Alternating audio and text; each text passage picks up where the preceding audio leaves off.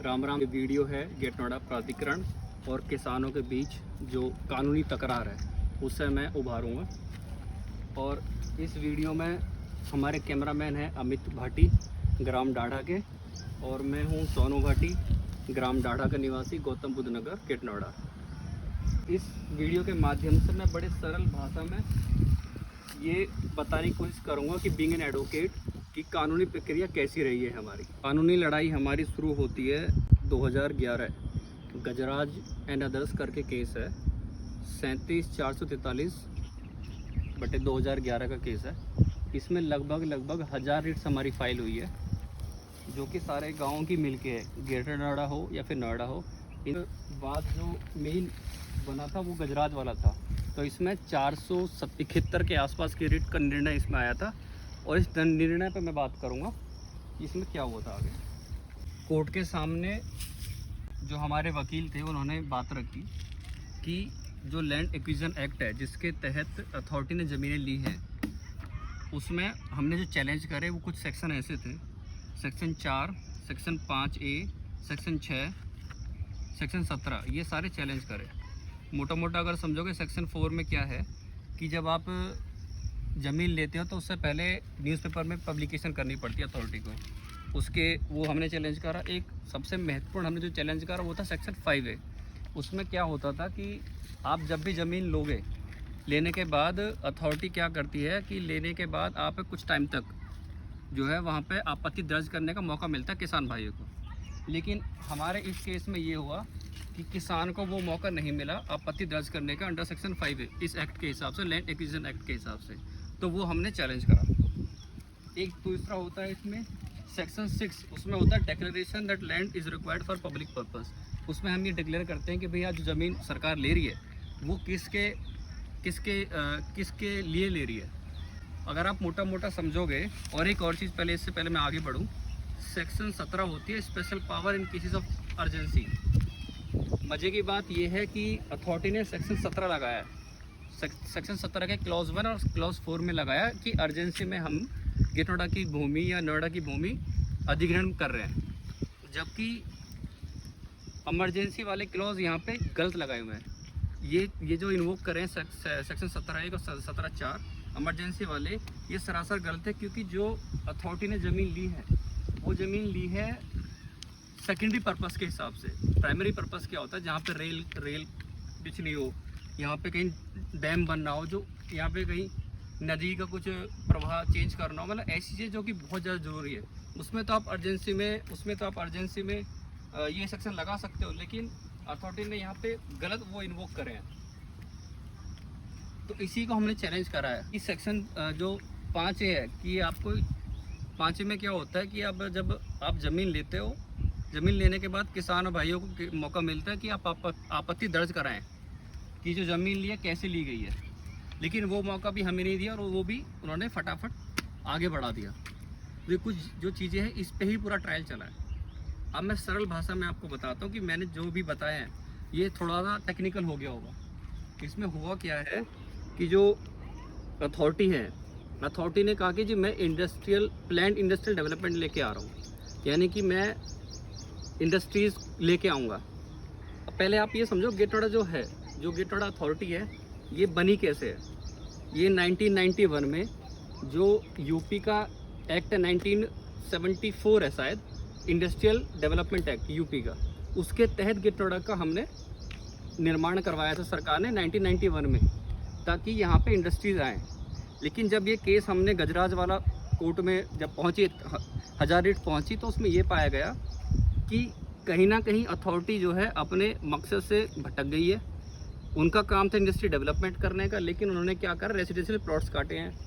ज़्यादातर उनका सारा से था, अगर मैं आंकड़े बताऊं, आंकड़ों में मेरे हिसाब से 83% के आसपास जो भी उस टाइम पे 2011 में अथॉरिटी ने ज़मीन अधिग्रहण में ली है, उसमें से 83% रेसिडेंशियल प्लॉट्स के ही थे, और इंडस्ट्रीज के काफ़ी कम थे। तो कोर्ट ने फिर यही पाया कि कहीं ना कहीं अथॉरिटी अपने मांग से भटकी और लोगों की ज़मीनें लेके उस पर प्रॉफिट मेकिंग में चली गई। किसानों ने ज़मीन दी थी इस मंशा से कि यहाँ पे इंडस्ट्रीज़ आएंगी तो एम्प्लॉयमेंट मिलेगी तो हमारा उद्धार होगा, मैन्युफैक्चर होंगे यहाँ पे चीज़ें तो वेल्थ ऑल ओवर नेशन की बढ़ेगी, लेकिन ये चीज़ें वहाँ पे ये चीज़ें होती दिखी नहीं कोर्ट को। ये कोर्ट ने सीधा सीधा पाया है। इस गजराज वाली जजमेंट को आप पढ़ोगे तो आपको ये पता लगेगा। एक चीज़ और मैं डिस्कस करना चाहता हूँ कि 2011 में जब ये जजमेंट आई थी गजराज वाली, जिसमें 1000 से ऊपर रिट गई थी और 470 के आसपास की रिट डिसाइड हो गई थी। उस टाइम पे समाजवादी पार्टी थी रूलिंग में और अब योगी साहब की है रूलिंग में।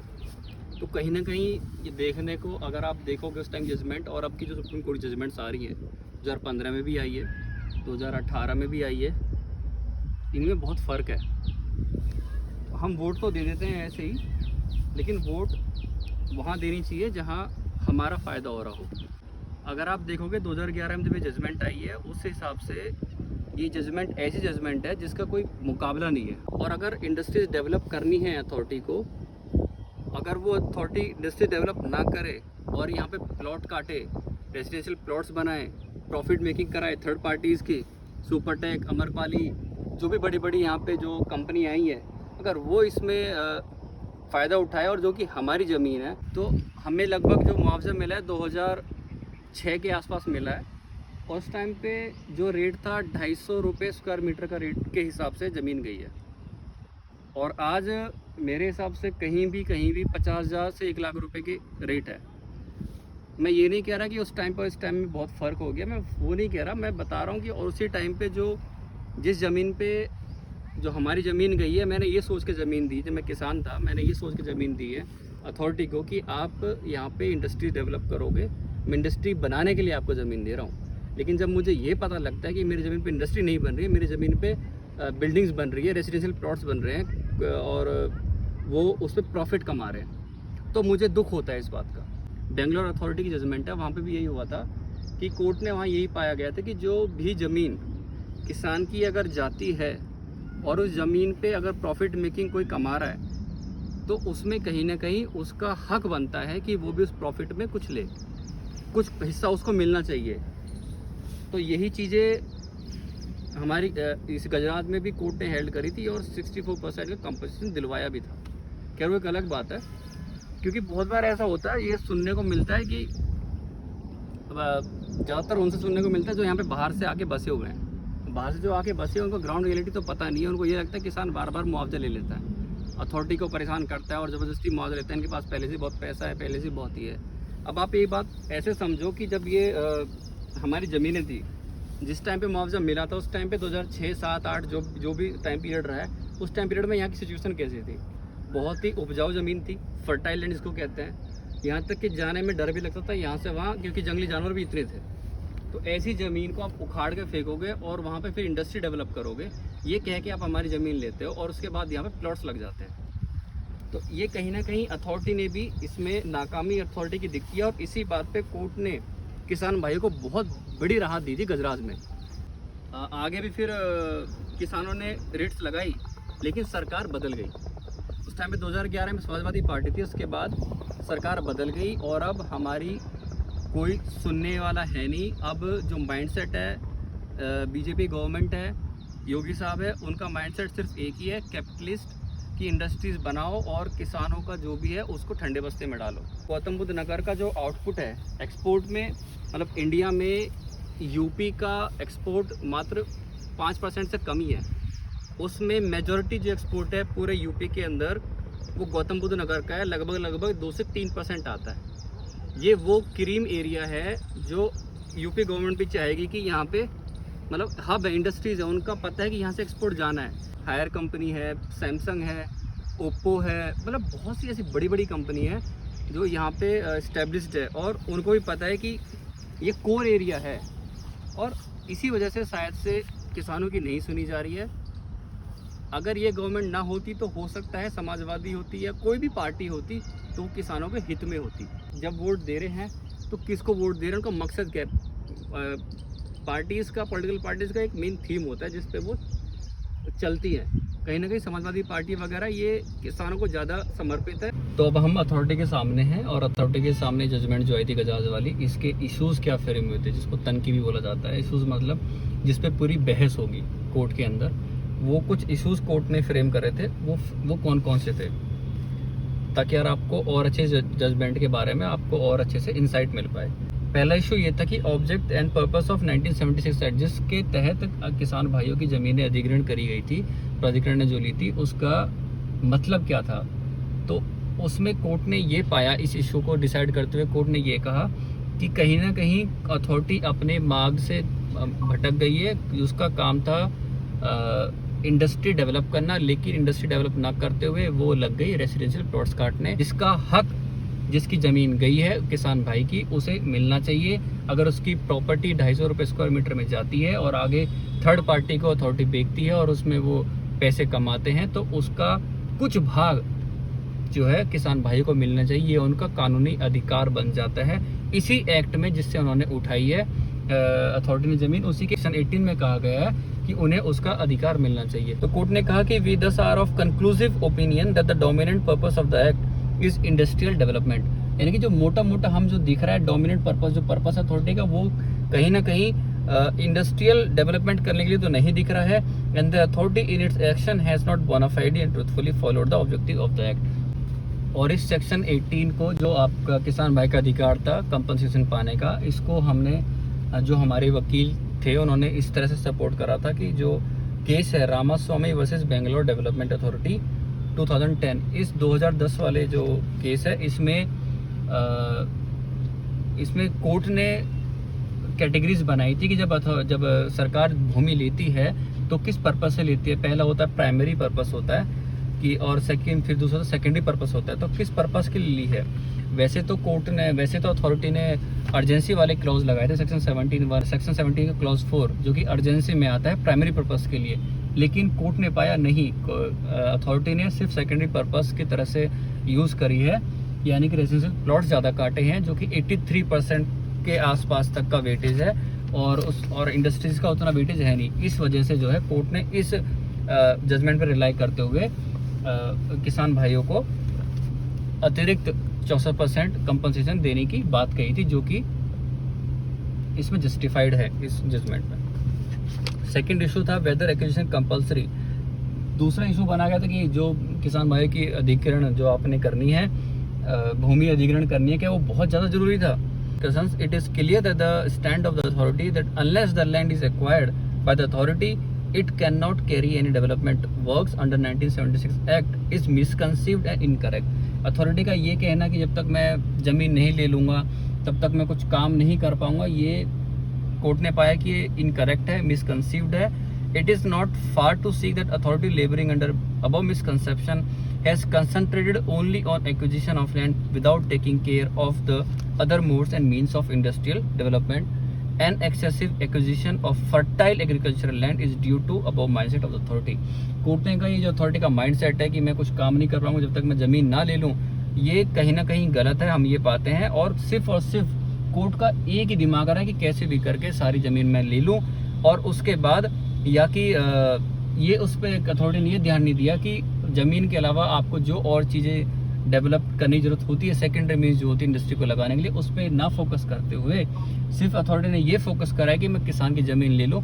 ये कहीं ना कहीं, वो भी फर्टाइल लैंड, ये कहीं ना कहीं अथॉरिटी का माइंडसेट दिखाती है कि वो प्रॉफिट मेकिंग की तरफ अग्रसर है। Issue number 5, invocation of urgency clause under section 17 clause 1 and 17 clause 4, यानी कि अर्जेंसी के हिसाब से जो हमारी ज़मीनें ली गई थी, ये बोलकर कि अगर ज़मीनें नहीं दोगे तो आप पर कार्रवाई होगी। अर्जेंसी वाले जो क्लॉज लगाए थे उसके बारे में कोर्ट ने क्या कहा। As noticed above, the facts as noticed above, we hold that invocation of section 17(4) by the state government dispensing with the inquiry under section 5A of the act while issuing notification under section 4 is vitiated। Court ने पाया कि section आपने जो invocation लगाया है, उस होता क्या, जब आप अर्जेंसी का इन्वोकेशन, मतलब अर्जेंसी में जब आप ज़मीन लेते हो, जब आप 17(4) क्लॉज लगा कर ज़मीन लेते हो, उसमें क्या होता है, 5A की जो ज़रूरत है वो ख़त्म हो जाती है। 5A में क्या है, 5A में होता है कि आपको टाइम देना पड़ता है, प्रतिक्रिया लेनी पड़ती है किसान भाई की कि उसको आपत्ति तो नहीं हो, दर्ज करा सकता है। तो जो आपने 5A डिस्पेंस करवाया था सेक्शन 17(4) के हिसाब से, वो कोर्ट ने कहीं ना कहीं उसको गलत पाया है और उसको विशिएट कर दिया है। the dispensation of inquiry being invalid, all the petitioners were entitled for an opportunity to file objection under section 5 of the act. और कोर्ट ने कहा कि ये गलत था, सभी किसान भाइयों को, सभी लैंड ओनर्स को जिनकी भी ज़मीन जा रही थी उनको 5A का बेनिफिट देना चाहिए था और उसके हिसाब से वो अपनी आपत्ति दर्ज कराते और उसके बाद ही अथॉरिटी ज़मीन ले सकती थी। इस चीज़ को कोर्ट ने किसान भाइयों के फेवर में बताया। एक इशू बना था वेवर के ऊपर, whether the petitioners who have accepted compensation by agreement have waived their right to challenge the acquisition proceedings. यानी कि हुआ क्या था, जब 2011 में जब सारी रिट्स फाइल हुई और ये केस फाइनली कोर्ट तक पहुंचा तो बहुत लोग कंपनसेशन ले चुके थे। तो वहाँ पे यही बात उठी कि जब उन्होंने पैसा ले लिया है अथॉरिटी से, तो क्या अब वो फिर से चैलेंज कर सकते हैं प्रोसीडिंग्स को जिस तरह से सरकार ने ली है। Insofar as the submission of the Land Council for the petitioners that some of the landowners petitioners who were allotted 6% Abadi flat and have sold their plots to third party, we are of the view that the mere fact that they have sold their Abadi plots allotted to them does not mean that they have waived all their rights to challenge the acquisition. उन्होंने कहा कि अगर third party को दे दिए गए इसका मतलब ये नहीं है कि उन्होंने अपना ये मौका भी खो दिया है। As we have noticed above, the most of the petitions have taken the ground in the writ petition that they were under bona fide belief that the acquisition has not been made for the planned industrial development, and when it came to their knowledge that the purpose has been diverted and the land has been transferred to private parties, they invoked the jurisdiction of this court.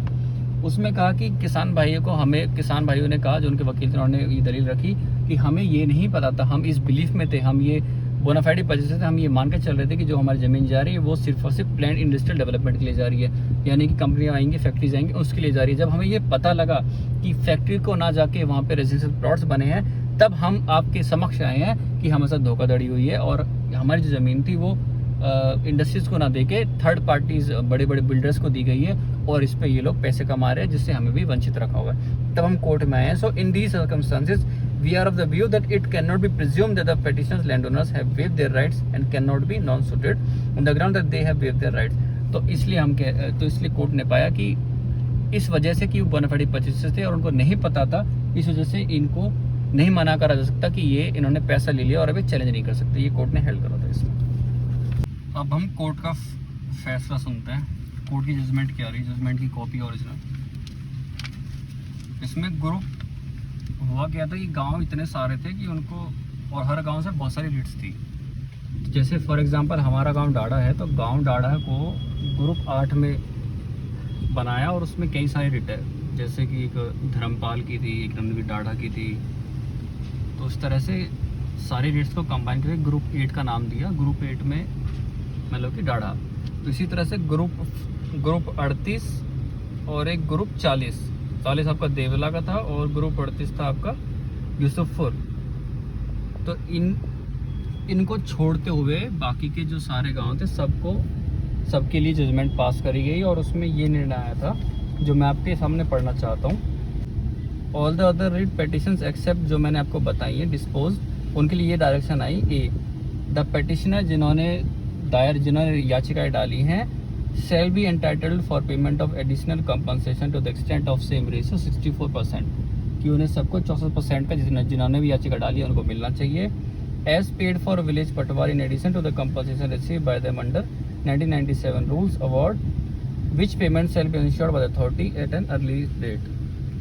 It may be open for the authority to take a decision, और बाकी के authority को ये choice दी गई कि आपके ऊपर निर्भर करता है as to what proportion of additional compensation be asked to be paid by allottees, कि आप किस तरह से वो compensation देना चाहते हैं। Those petitioners who have not yet been paid compensation, जिनको अभी तक ये 64% का मुआवजा नहीं दिया गया compensation, उनको आप ये additional compensation दो। The payment of additional compensation shall be without any prejudice to the rights of landowners under section 80। और ये बोला गया कि जो भी ये कंपनसेशन मिल रहा है किसान भाइयों को जो याचिका डाली है जिन्होंने, उन्हें 18 रूल के अंडर तहत जो एक्ट है जिससे उसके तहत उनको मिल रहा है और उनका ये अधिकार है। दूसरा उन्होंने ये रेमेडी दी कोर्ट ने कि ऑल द पेटिशनर्स जो भी याचिका करता है shall be entitled for the allotment of developed आबादी plot to the extent of 10% of the required land subject to maximum 25 square metre. और ये बोला गया कि जो भी पेटिशनर है जिन्होंने भी ये याचिका डाली है उन सबको 10% तक का आबादी प्लॉट उनको दिए जाएंगे और मैक्सिमम 2500 स्क्वायर मीटर, बस उससे ऊपर नहीं दिया जाएगा। वी हाउएवर, लेकिन कोर्ट ने ये माना, फिर भी हम ये चीज़ छोड़ देते हैं अथॉरिटी के ऊपर कि we leave it open to the authority in cases where allotment of abadi plot to the extent of 6% और 8% हैव ऑलरेडी बीन मेड, जहाँ पे ऑलरेडी 6% 8% के प्लॉट दे दिए गए हैं, either to make allotment of the balance of the area or the make compensate the landowners by payment of the amount equivalent to the balance area per average square rate of allotment made of development decision plot। उन्होंने कहा कि जो भी अगर 6% और 8% अगर authority ने दे दिए हैं, बाकी का जो उनको 10% जो देना है उसमें से वो या तो पेमेंट से दे दे या फिर लैंड से दे दे, जो भी अथॉरिटी को ठीक लगे। फोर्थ, उन्होंने ये रेमेडी दी है कि द अथॉरिटी में ऑल्सो टेक अ डिसीजन। ये इंपॉर्टेंट है, अब ये उन लोगों के लिए जिनको कोई राहत नहीं मिली थी। इसमें कहा गया कि हम अथॉरिटी के ऊपर एक और निर्णय छोड़ देते हैं as to whether benefit of additional compensation, जो भी 64% का एडिशनल कंपनसेशन दिया जा रहा है और जो 10% के आबादी के प्लॉट अलॉट करे जा रहे हैं वो उन लोगों को भी दिए जा सकते हैं। दो श्रेणी में, पहली श्रेणी थी those land holders whose earlier writ petitions challenging notification have been dismissed upholding the notification, यानी कि जिन लोगों को पहले याचिका जिनकी खारिज कर दी गई थी, उन लोगों को भी अगर कोर्ट चाहे, अथॉरिटी चाहे तो उनको भी वो ये 10% और 64% दे सकती है जो जिनकी याचिकाएं खारिज कर दी गई थी।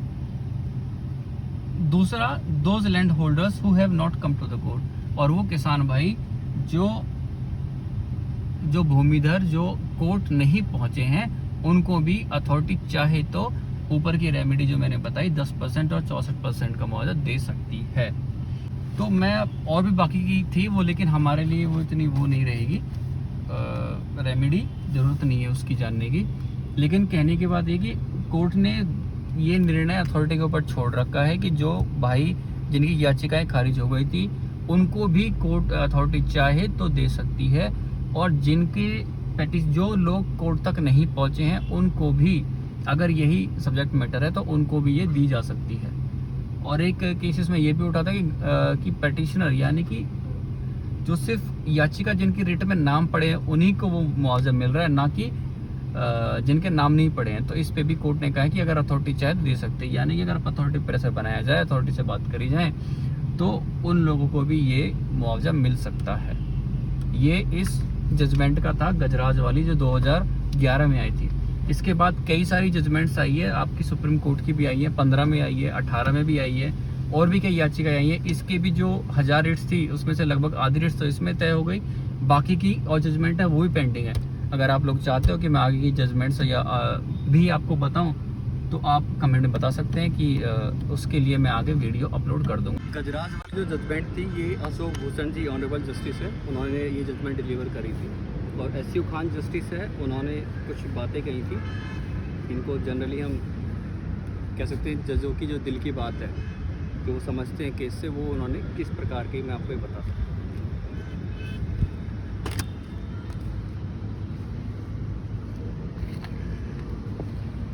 एस खान साहब ने ये कहा, each side may have legitimate arguments in its favour, however this is a world of compromise. उन्होंने कहा दोनों पक्ष हैं, किसान भाइयों वाला पक्ष है, अथॉरिटी का पक्ष है, दोनों के पक्ष है, दोनों के आर्गूमेंट अपने फेवर में हो सकते हैं, लेकिन ये दुनिया है साहब, और ये दुनिया कॉम्प्रोमाइज़ पे चलती है, और and no argument can be brought to its logical conclusion. किसी भी आर्ग्यूमेंट को हम उसका लॉजिकल कंक्लूजन पे नहीं ला सकते हैं। इसीलिए कहते हैं कि फिलोसफर्स और पागल कुत्ता इनको मार देना चाहिए, क्योंकि ये ट्राई करेंगे अपने आर्ग्यूमेंट्स को एक अपने ही लॉजिकल कंक्लूजन पर लाने के लिए। इसीलिए balance in the nature is necessary for survival of the universe. Similarly balance in society is also essential for its survival. उन्होंने कहा कि बैलेंस होना बहुत ज़रूरी है दोनों पक्षों के बीच में। ये गजराज वाली जो जजमेंट मैंने आपको भी सारी बताई है, जो 2011 की जजमेंट है। इसके बाद 2015 में सुप्रीम कोर्ट की जजमेंट भी आई, 2018 में भी आई है, और कई जजमेंट आई है। अगर आप चाहते हैं कि उन जजमेंट को मैं आपको बताऊं और उसका विस्तार करूं और आपको समझाऊं सरल भाषा में, तो आप कमेंट में बता सकते हो। मैं फिर कोशिश करूंगा उनके ऊपर वीडियो बनाने की और उन्हें सरल भाषा में आपके सामने रखने की। तब तक इस वीडियो को फॉलो करो, कमेंट करो और अपने भाइयों में, बुजुर्गों में सबको पास ऑन करो ताकि सबको ये चीज़ें पता लगे। राम राम।